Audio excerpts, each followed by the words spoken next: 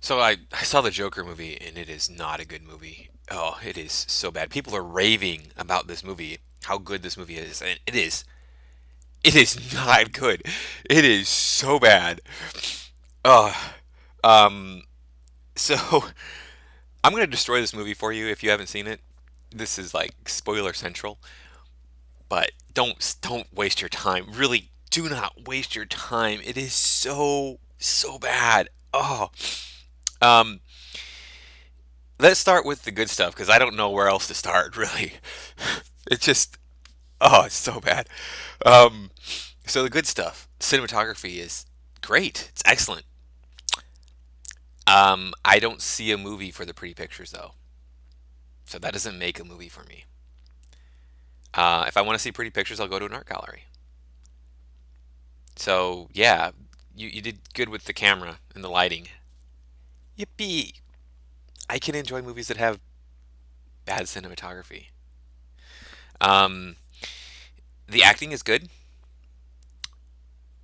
but again, I there's lots of movies out there that have bad acting that are fine. Star Wars, for example, all three of the original trilogies. And if you don't think they do, then I'm sorry, you're wrong. Because the three original Star Wars movies have bad acting in them. What else is good? Oh, the ending of the movie, which is surprising that the end is so satisfying because you sit through like an hour, a good hour and a half, probably hour and 40 minutes of crap. I literally wanted to walk out of the theater so many times. I almost did. I was just like, this is pointless. This is pointless. This is pointless. This, ah. I went into it with high hopes. Everybody talks about how great this is.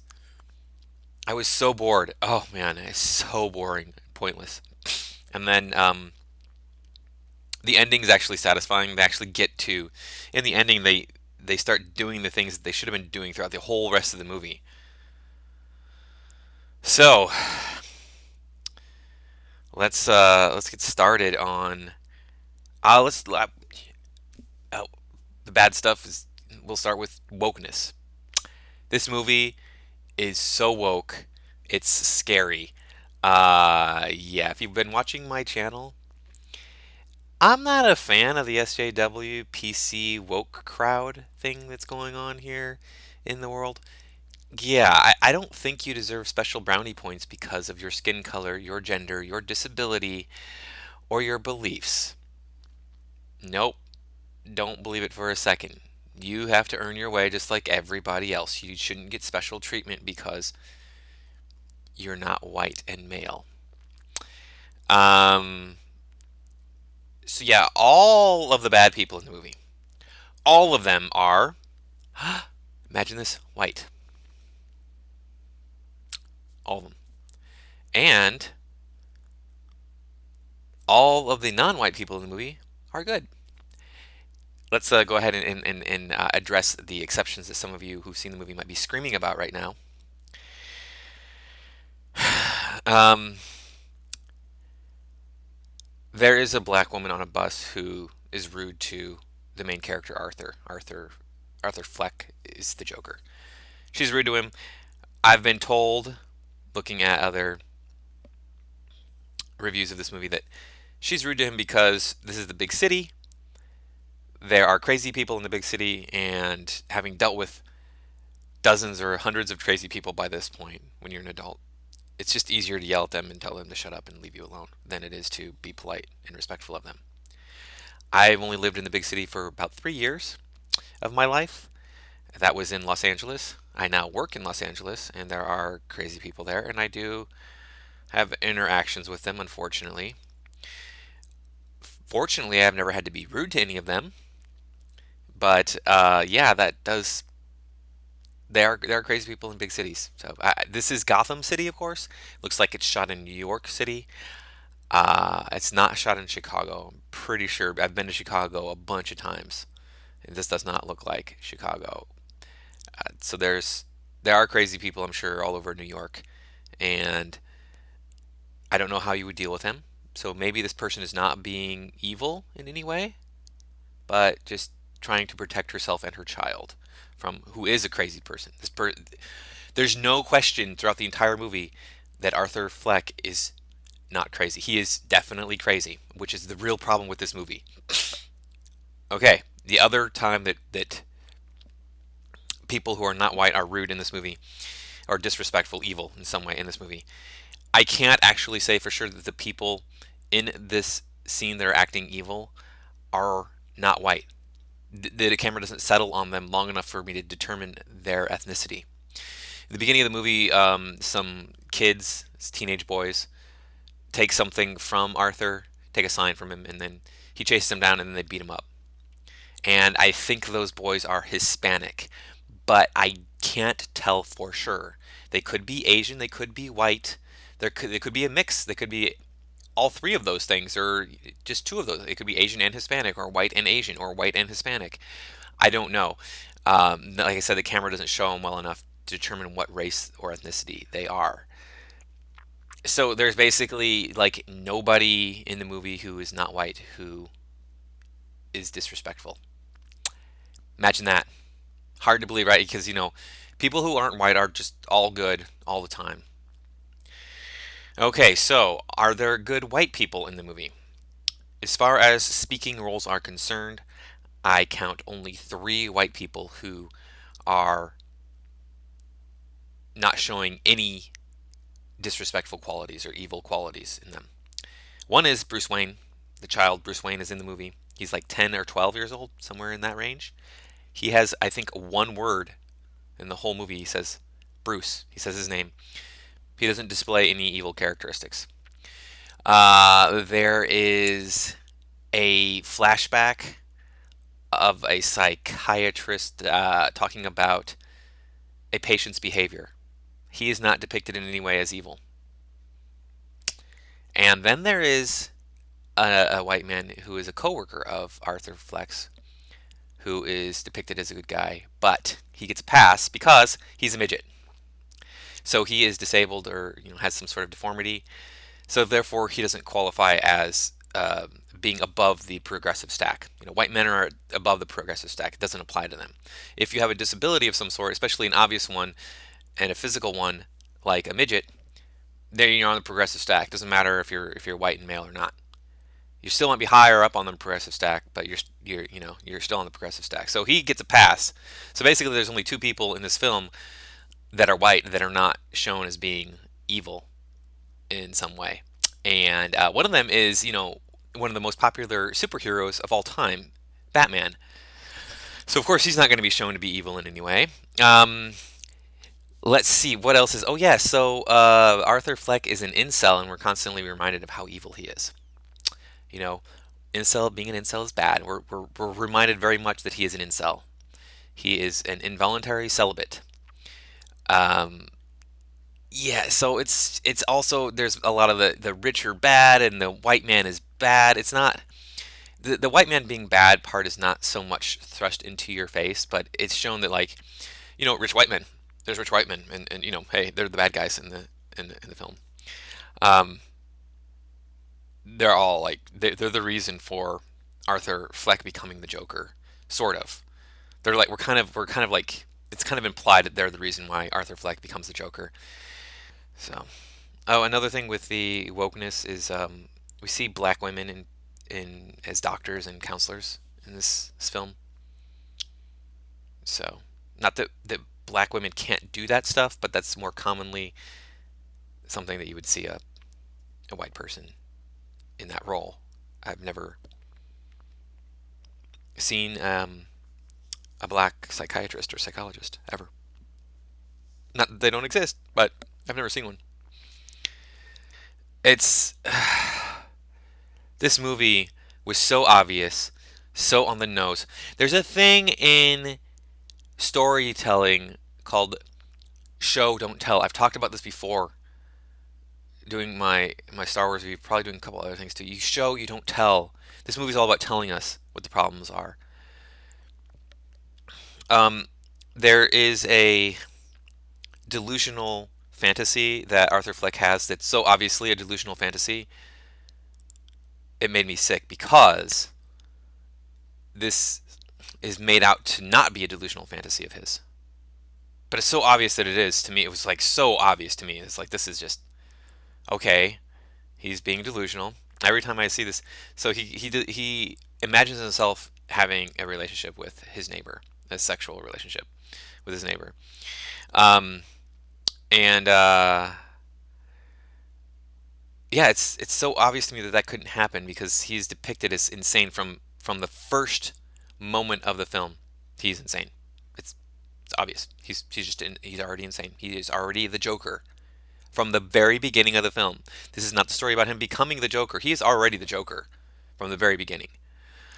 This is just the movie about him finding his identity as the Joker. But it's like you're already the Joker from moment one. Um, so yeah, it was really obvious to me that he was fantasizing. And then when it's revealed that he was fantasizing, this was a fantasy, the guy sitting next to me in the theater let out a little exclamation of shock that he didn't realize that it was so obvious. I mean, it's like they tried to make it not obvious. They really tried to make it not obvious. That's what bothered me about it. It's like you're trying to make this not an obvious delusion of his, but it's an obvious delusion of his. He has a clear delusion here that he's in a relationship with his neighbor, a beautiful woman, by the way. But he there was no way he couldn't even function around men, let alone function highly enough to attract a woman to him. Not gonna happen. So like I was saying, show don't tell. Good stories show, they don't tell. We're constantly being told in this film that Arthur Fleck is insane. Then it gets to a point where we're told why he's insane. He was horribly abused by his mother and her boyfriend when he was a child. And we're told this instead of shown any of it. The movie is like Arthur goes through trials, and we're supposed to feel sorry for him for going through those trials because they are difficult trials that he goes through, difficult things that happen to you in life. He loses his job, and he doesn't really have an emotional reaction to that. It's just for like a few seconds they show him have an emotional reaction, a violent outburst for a few seconds. That's it. It's detached from the audience. There's another scene where he is like stomping a pile of trash in an alleyway to the point where he loses his balance and falls down, expressing his emotion that way. And then the scene where he finds out that his mother abused him as a child, which doesn't make any sense. Why wouldn't he remember that? Why would he not remember that he was abused by his mother? I don't understand why he wouldn't do that. I mean, unless he was pre 3 years old, because supposedly you don't do a very good job of forming memories before the age of 3. Most people don't even remember being 4 years old, let alone 3 years old. Why doesn't he remember this horrible trauma in his life? My estimation is that he was around 10 years old when this happened. I mean, there's no, we're not given his age. It looks like the movie takes place in the 70s, and I'll get to that later. So I know that like things have gotten better for taking care of abused children since then, since the 40s when he would have been 10. But I mean, so this is the horrendous abuse. I think he would have been placed in foster care. Still, even in the 40s, I think there was foster care. But no, he stayed with his mother. He lives with his mother as an adult. Why doesn't he remember that she was abusive to him and then not want to be around her? I don't understand why he would stay in that situation where his mother mistreated him, and then as an adult, he's going to stay with his mother still.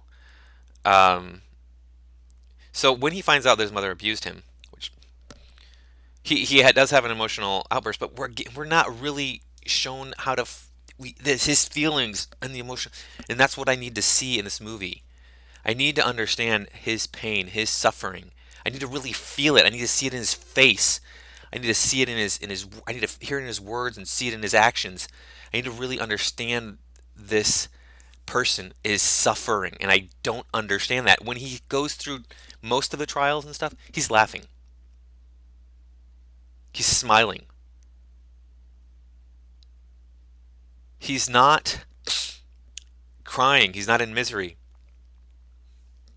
Movies can do this. Movies can show you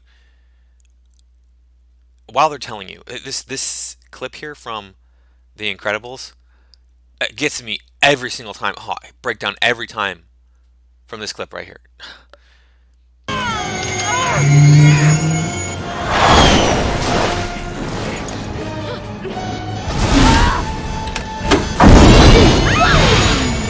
Disengage, repeat, disengage! Friendly at 20 miles southwest of your position. Angels 10, track east. Disengage, over. Bye! You have to put a force field around the plane. But you said we weren't supposed to use our powers. I know what I said! Listen to what I'm saying now! Disengage, repeat, disengage! Mom? Violet! Mayday, mayday! India Gulf 909er is buddy spy. Abort, abort! There are children aboard. Say again, there are children aboard this. No! Put a field around us now! I've never done one that big Violet, before. do it now! Abort, abort, abort! Abort, abort, abort! And so, I mean, you can see this is incredible. The desperation in her voice, you can feel it. You don't get that desperation out of Arthur Fleck.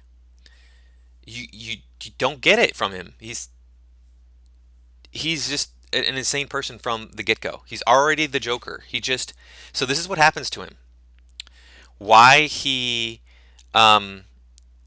say doesn't why this doesn't work as a man becoming the Joker. He is an insane person who, through no fault of his own, has to stop taking his psychotropic medications. So goes more insane, and then becomes a Joker because of it. That's it. His trials are like very little bit more than what a person would be dealing with just typically in life. Losing a job. Okay. Living with a parent into adulthood. All right. Those are things that happen to. I mean, plenty of people who live with their parents into adulthood, well into adulthood, by choice, not because they can't live on their own, but because they want to live with their parents. Losing your job. I've lost so many jobs, and he gets fired for a good reason. I've been fired for no reason. I've been fired for doing my job while other people were lazy and slacking off because I didn't fit in with the group, because I wasn't a lazy idiot like the rest of them. This guy got fired for legitimate reasons. Well, one of them is a legitimate reason. The other one was BS. It didn't make any sense, and his employer was like a jerk about it. But then of course he's assaulted a few times. He's assaulted twice, and during one assault he fights back and kills the people who were assaulting him. And then he's ridiculed on TV, probably national TV, but so those are the things that push him over the edge, supposedly. Those things. But no, those are not things that would. People go through those things every day and they don't become the Joker. They don't become a psycho killer. He is the Joker from point one, and we're told that he is on medication to control his psychology. Yeah, it's just this movie was such a waste of my time. So pointless. I was looking for a film that shows me a man who's basically able to function in society. Maybe he has some emotional, psychological problems, but he's basically able to get along in society. He can hold down a job. He can have friends. He can do all the things that a normal person can do. But he does have some limitations. Maybe he does struggle with some relationship issues. Maybe he does struggle a little bit to keep a job here and there. Maybe he's been fired a few times, or he just didn't get along with his boss or his coworkers or whatever. Things like that. Kind of like more of an average Joe type of character, pushed a little bit to this side of life where it's just harder for him to get along. But this is just a person who can barely function. He's barely hanging on, and then he's pushed over the edge. Oh, okay. He had already had nothing to lose. He already had nothing to lose. So it's like, oh, so he has nothing to lose. So he lost what little tiny bit of stuff that he had, which was basically nothing because he should have already known he was abused as a child. Once he finds that out, that's when he really like goes nuts. Once he finds out he was abused as a child, he really goes nuts. Um, and then yeah, he becomes a Joker. I wanted to see a guy who's like basically making it, just he's right there, just trying to get it. He just can't quite, and then you know everything just starts happening and falling apart in his life. One thing after another. His girlfriend cheats on him. His job fires and he gets hired in a new job, and he can't make it there. And then his mom dies, and his car's in a wreck, and he gets beaten up on the street, and he gets robbed one day, and this movie takes place over like 2, maybe 3 weeks. A course of 2 or 3 weeks is all this movie takes place over.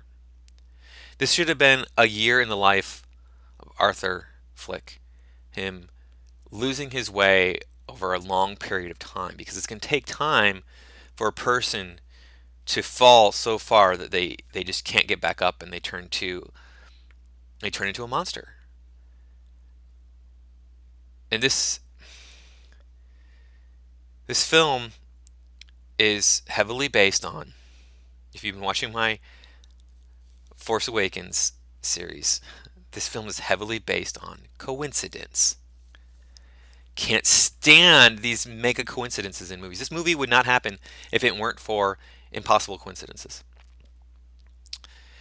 He, let me see, he gets assaulted and accused of stealing the sign and leaving the job, which any normal person would be like, hey, I'm going to the police, I'm going to my employer right away and telling him what happened, etc.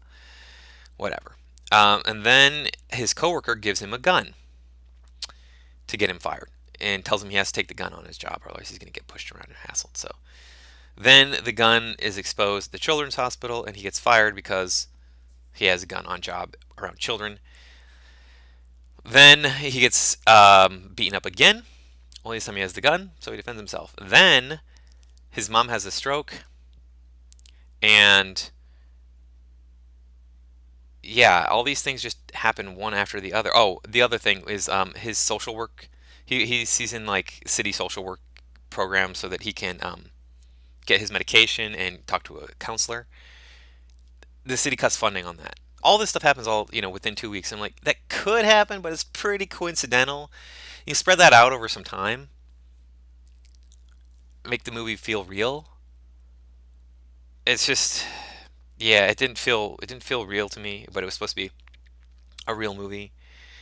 Um, it was so god awful. This movie was just terrible. I can't believe people like it. I don't understand what people are thinking. And this movie was already done, and it was done better than this. It's called Falling Down. If you haven't seen Falling Down, I think it's with Douglas.